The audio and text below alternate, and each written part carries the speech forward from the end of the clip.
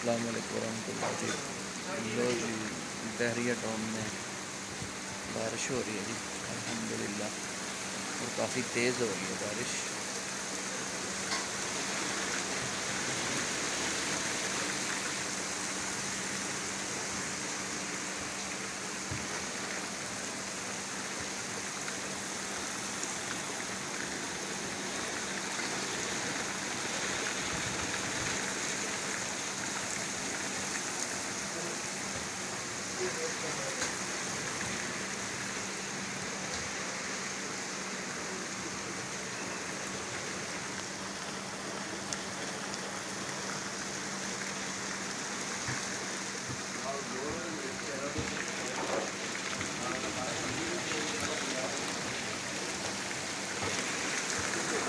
तो ये साढ़े कारी साहब ने भेज के आए जी, और दूसरे कारी साहब ने जिसने भाई का बर्गर शारमे का दिल करता हो तो इंशाल्लाह हाज़र आ जान।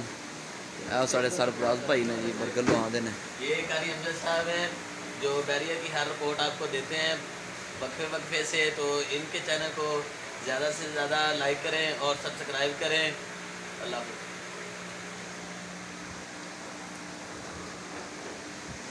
लो जी, आपको बैरिया टाउन का नज़ारा दिखा रहे हैं जी, काफ़ी तेज़ बारिश है, अल्लाह इसको रहमत बनाए।